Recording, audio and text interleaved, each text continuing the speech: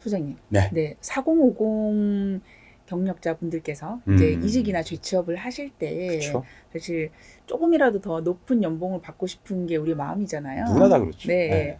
근데 그렇게 이제 어떤 재취업이나 이제 이직을 할 때 조금이라도 더 높은 연봉을 받을 수 있는 어떤 원칙이 있다면 어떤 것들이 있을까요? 제일 중요한 게 네. 내 입장에서 생각하지 말고 나를 뽑아줄 기업 입장에서 한번 생각해 보는 게 중요해요. 네. 대부분 이제 구직자분들이 자기 희망 연봉을 정할 때 어떻게 정하냐면 내가 이전 회사에서 얼마 받았으니까 네. 최소한 뭐 그만큼, 그렇죠. 또는 이제 나이가 많으신 분들은 그거에 예를 들면 한 80%는 받아야 돼. 네? 뭐 네. 이런 식으로 얘기를 한다거나, 네. 그 다음에 쟤네 회사는 얼마를 주니까 나도 저만큼은 받아야 돼. 예, 맞아요. 그죠? 그 다음에 이제 아무 근거 없이 그냥 나는 무조건 이 예를 정도는 들면 받아야 된다. 연봉 뭐 8천 이하로는 무조건 안 가. 근데 이제 사람이니까 다 내가 조금이라도 더 받고 싶죠. 그걸 뭐라고 하는 게 아니에요. 그러면 내가 그 숫자의 연봉을 받고 싶으면 나를 뽑아줄 회사 입장에서 한번 생각해 봐야 된다는 뜻이에요. 그러니까 사실은 이게 연봉이라고 하는 게 일종의 거래거든요. 네. 내가 예를 들면 1억을 받고 싶어. 그럼 뭔가 저기 줘야 될 거 아니에요. 네. 예? 그러면 회사에 얼마를 줘야 될까요? 그래도 그거 받는 거에 비해서 최소 3, 4배는 더 해줘야 되지 그쵸, 이제 않을까요? 최소 3배라고 보통 얘기를 해요. 그러니까 네.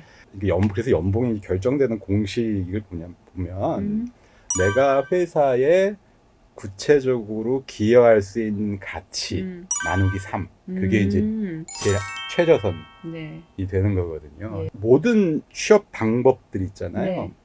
여기에 있어서 모든 원칙을 그러니까 한 문장으로 설명해라 라고 하면 상대방의 입장에서 생각하게 해요. 네. 그러니까 예를 들면 이력서를 쓰기가 왜 어려우냐? 네. 상대방의 입장에 생각해 보면 알아요. 네. 연봉도 마찬가지인 거예요. 그러면 4050 경력직들에게 채용하는 회사가 무엇을 원하느냐 이거예요. 네. 연봉 이전에 무엇을 원하느냐. 네. 그러면 4050 보통 이제 취업에 성공했을 때 직급이 대부분 뭐 팀장급, 임원급 이렇게 될 거 아니에요. 네. 그러니까 회사가 그 직급에 원하는 거는 뭐냐면 한 파트 책임지고 네가 책임지고 가능한 한 빠른 시간 안에 네. 성과를 올려달라는 거거든요. 예. 그러면 구직자 입장에서는 이제 희망 연봉 쪽을 생각할 때, 네.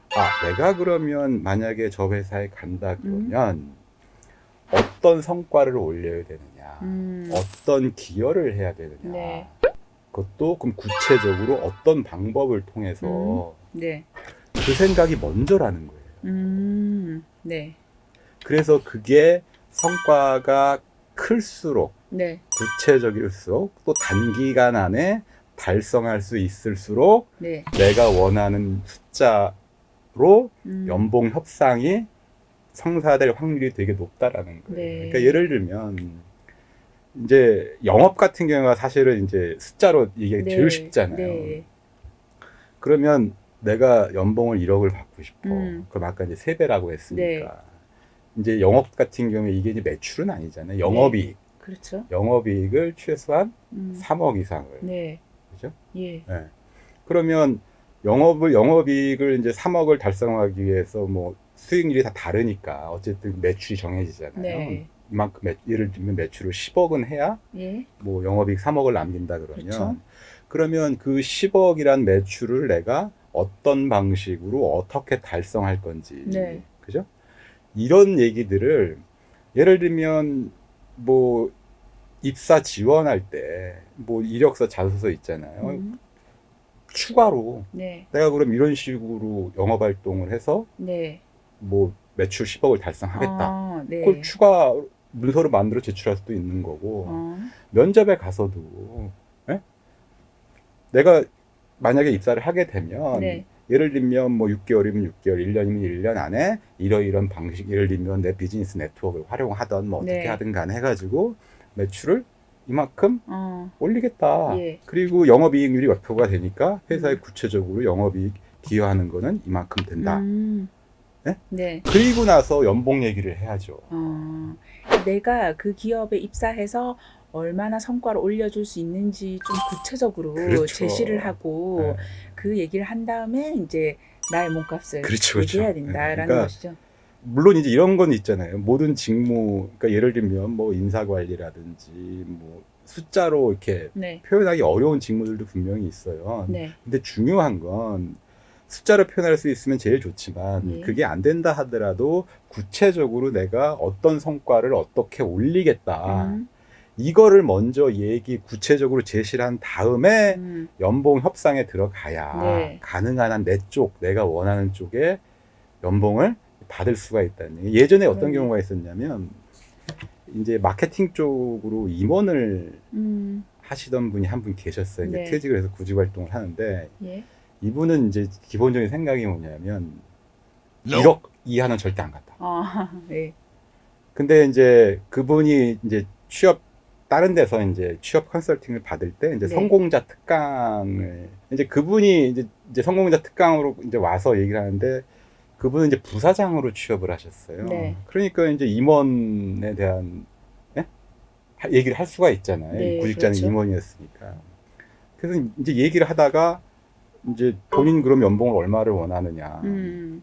그랬더니 자기는 1억. 그럼 경력을 얘기해 봐라. 네. 무슨 일 해왔느냐 했더니 쭉 얘기했더니 이 부사장님이 당신 그 경력이면 나는 5천만 원밖에 못 주겠다. 예. 그래서 그 성공자 하신 분이 어떻게 얘기를 했냐면 제가 오늘 한 얘기 똑같이 한 거예요. 그러니까 내가 받을 연봉을 먼저 딱 정해놓고 거기에 얽매이는 게 아니라 내가 만약에 입사를 하게 되면 구체적으로 어떤 기여를 얼마만큼을 할 수 네. 있는지를 생각하는 게 더 먼저고 네. 거기에 따라서 연봉이 결정이 되는 거다. 네. 그래가지고 그 구직자분이 최종적으로는 어떻게 됐냐면 네. 연봉은 이 취업에 성공하셨는데 5천하고 1억에 딱 중간 7,500만 원에. 네. 네. 협상을 잘하셨네요. 네. 그러니까 협상도 협상이지만 이제 접근 방법 네. 자체가 이제 다르게 갔던 거죠. 좋은 사례네요. 네. 네. 기본적으로는 그렇다는 거예요. 구직자가. 그러니까 이게 사실은 연봉 얘기하면 이제 막 눈높이 낮추라는 얘기 많이 나오잖아요. 네. 근데 그게 아니고 그 방법은 사실은 별 취업 성공에 도움도 안 돼요. 그렇죠. 네. 어디까지 낮춰야 될지 그쵸. 저도 고민이에요. 이제 오히려 오늘 지금 우리가 얘기했던 이런 식으로 접근하는 거 그게 뭐 단돈 몇백만 원이라도 내 연봉을 더 많이 받을 수 있는 지름길이고 딱 이 원칙이 그거예요. 아니, 소장님 말씀 듣다 보니까 저도 다시 재취업을 하고 싶다라는 생각이 들면서 몇 배를 제가 이렇게 제시해야지 제가 원하는 연봉을 받아들이게 할 수 있을까라는 이런 욕심이 생기네요. 그러니까 사실은 이렇게 가면 이제 연봉 플러스 인센티브식으로 제한을 할 수 있는 거예요. 그럴 수도 있겠네요. 네. 그러니까 내가 정말 자신 있게 성과를 많이 올릴 수 있다 그러면 거꾸로 가는 거죠. 연봉은 조금 내가 눈높이를 낮추고 그렇죠. 인센티브를 크게 가져가는 네. 거죠. 매출 대비 얼마를 뭐 이제 그런 쉐어하는 식으로. 형태로. 네. 네. 그렇게 되면 연봉을 훨씬 더 많이 가져갈 수가 있어요. 네. 상황에 따라서는. 네, 그럴 수도 있겠네요. 네. 뭐 그리고 그러니까 내가 한 만큼 받는 거니까. 그렇죠. 그게 취업 성공 확률 높이는 게 어떻게 연결이 되냐면 이 사람이 제시하는 게 연봉은 오케이 내가 이전 직장 받던 거 좀 낮게 받을게요. 네. 대신에 이게 잘 되면 네. 인센티브 많이 주세요 하면 기업 입장에서도 일단은 연봉 처음에 작게 주니까 리스크가 줄죠. 네. 그 다음에 성과 내가지고 거기서 그렇죠. 가져가겠다는 거 그럼 누가 뭐라고 하겠어요. 네.